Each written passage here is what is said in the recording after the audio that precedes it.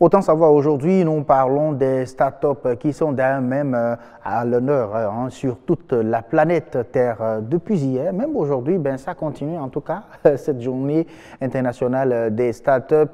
On se demande, est-ce que ces startups-là, ces entreprises qui naissent et qui connaissent bien sûr une croissance très très rapide, vivent bien au Bénin? La réponse est dans un instant et juste derrière ce commentaire sur image signé Aniat Onifa Debello. On la confond souvent à une entreprise même si elle n'en est pas une.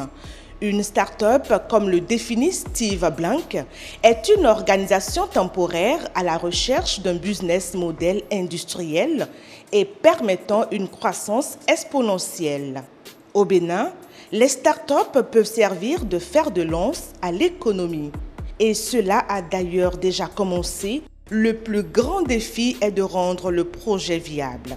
De l'idée à la concrétisation, ces nouveaux acteurs de l'écosystème numérique font feu de tout bois.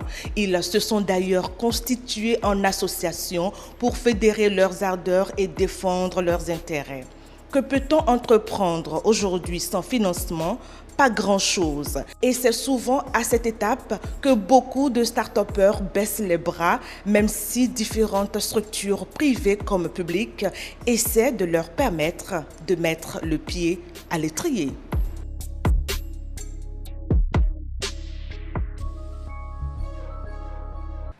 Oui, vous devez donc comprendre que les startups, il y en a au Bénin. Ils ont même un patronat et nous recevons le président de ce patronat-là sur ce plateau. Il s'agit bien sûr du Dr Harel Zanou. Bonsoir. Bonsoir, monsieur le journaliste. Merci d'avoir accepté notre invitation. C'est moi.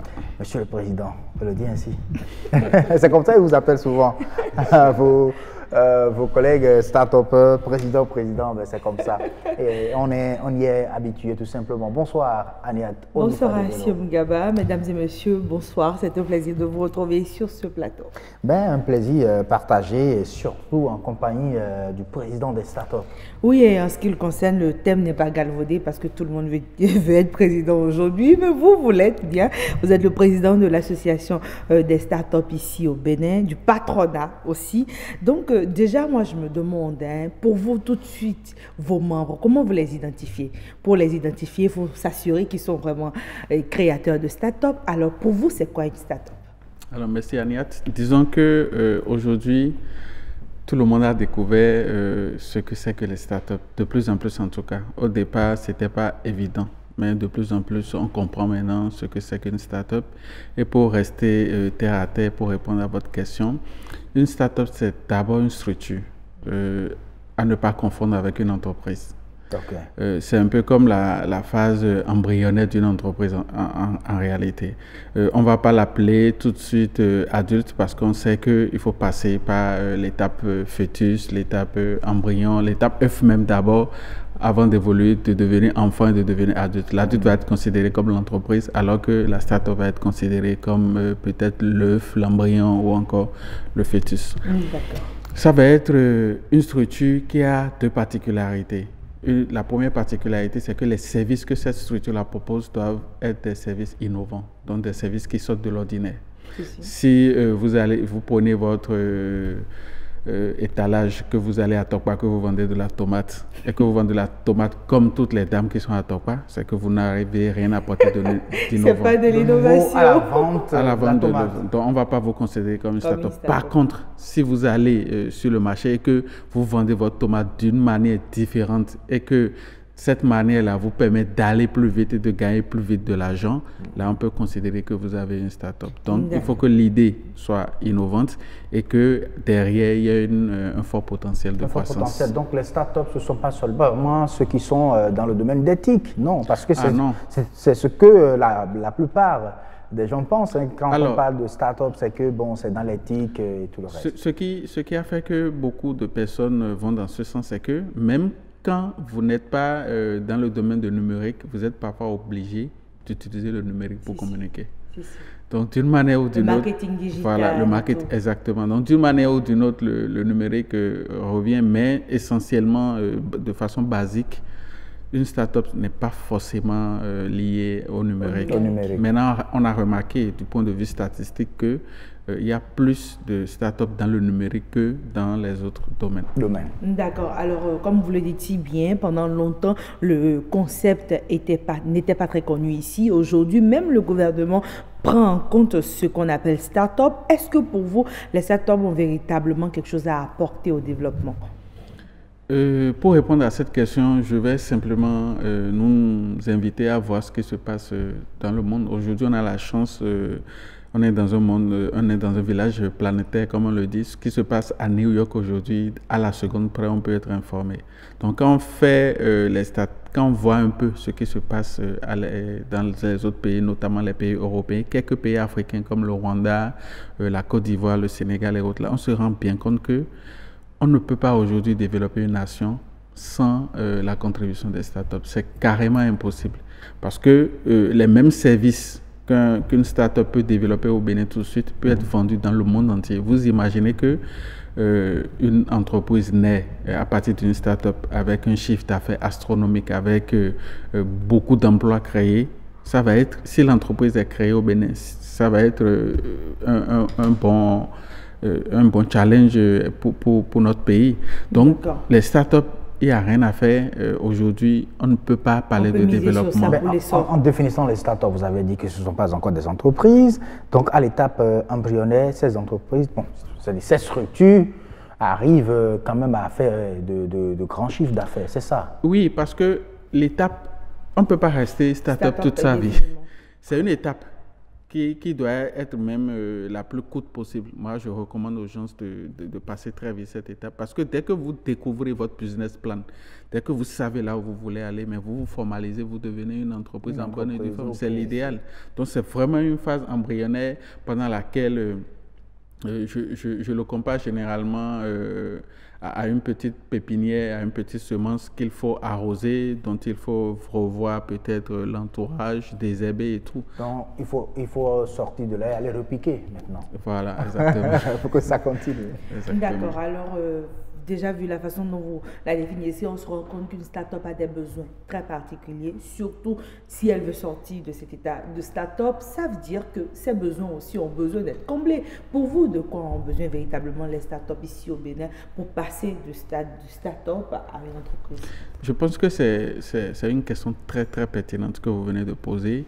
Et parfois, j'ai l'impression que nos dirigeants, nos autorités ne comprennent pas forcément pourquoi il faut créer des conditions nécessaires pour le développement des startups. Vous allez dans les pays où ces choses-là se développent.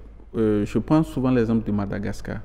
Vous savez, au Madagascar, il y a un programme dans lequel, quand vous êtes une startup et que l'État vous reconnaît tel, parce que là-bas, tout est légiféré, on sait par quels critères il faut identifier les startups, on vous prend en charge comme un boursier. Parce qu'on sait que vous avez besoin de vous concentrer sur votre produit. Vous avez besoin de vous concentrer sur le développement de votre start-up. Donc, on vous prend comme un boursier. On vous loge, on vous nourrit, on vous donne accès disons, aux ressources, donc, parfois même de façon illimitée. On vous met à l'abri du quotidien. C'est ça. On vous met à l'abri. Vous pensez maintenant aux grands projets. C'est ça. Puisqu'ils savent qu'in fine, c'est encore le pays qui sera bénéficiaire. Exactement. Mais malheureusement, aujourd'hui au Bénin, je ne peux pas vous dire avec certitude qu'il y a un cadre qui permet à un jeune qui se lève maintenant de pouvoir avoir ces conditions-là, de pouvoir réussir convenablement. Parlons peu, parlons bien. Déjà ici sur ce plateau, si vous aviez besoin de communiquer, c'est-à-dire de parler un peu des solutions qui pourraient vous sortir tout de suite de votre start-up à une entreprise, ce serait quoi? Alors, les premières étapes. Alors la première solution déjà, c'est de légiférer. C'est qu'il faut qu'on ait un statut clair. Un statut juridique. Très clair, qui nous permettent d'avoir des avantages. Ça, il faut le dire directement. On a besoin, une start-up n'a pas besoin l'année qui suit de payer des impôts. Au Bénin, on est obligé de payer des impôts comme toute entreprise. Même à bien sûr, parce que si vous ne vous formalisez pas, Il y a certains marchés que vous ne pouvez pas avoir. Il y a certains partenaires vers qui vous ne pouvez pas aller. Vous ne pouvez pas vendre vos services à certaines personnes. Ils vous demanderont des factures, ils vous demanderont des documents de façon formelle. À ce moment-là, vous êtes obligé de vous formaliser. On vous traite de la même façon comme une entreprise. Donc, du coup, on est même parfois mort avant même d'être né, quoi. D'accord. Donc, on comprend, il faudrait des conditions juridiques, c'est ça, qui accompagnent un peu plus les startups vers la réalisation de leurs objectifs. Et puis, l'autre chose aussi, c'est qu'il faut vraiment un accompagnement financier conséquent. Aujourd'hui, c'est vrai, on nous dira, on a d'autres priorités, mais attention, il faut être stratégique. Si on veut créer plus d'emplois, si on veut avoir une économie durable, une économie forte, il faut savoir là où il faut aller. Aujourd'hui, les startups, il faut savoir sur quoi miser. Aujourd'hui, les startups, c'est un potentiel énorme. Vous vous rendez compte, vous avez plein d'exemples. Uber en France, je ne dis pas en France, aux États-Unis. Vous avez Blablacar, vous avez même Facebook est parti de là.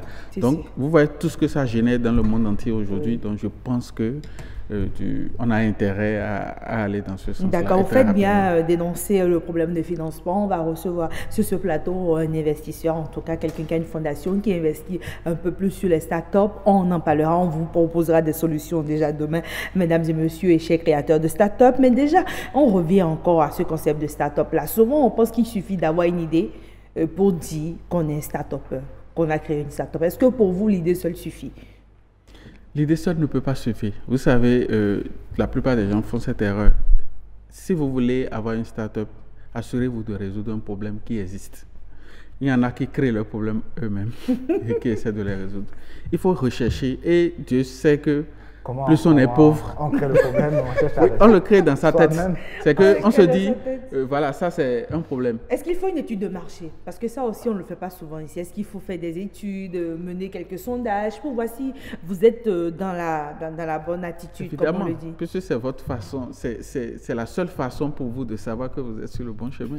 Si vous identifiez un problème, au Bénin, les gens ne font pas ci. Moi, en apportant cette solution-là, je vais résoudre ce problème-là. C'est déjà bien. Maintenant, après, il faut aller vers les gens pour voir comment ils reçoivent la solution. Est-ce que c'est plus compliqué pour eux? Comment réajuster la solution? Donc, évidemment, il ne suffit pas d'avoir des idées. Il faut plutôt, moi, je recommande aux jeunes, surtout, c'est vrai, parfois on est passionné. On a envie de faire certaines choses, des projets d'enfance et tout ça. J'ai dit, mais c'est très bien.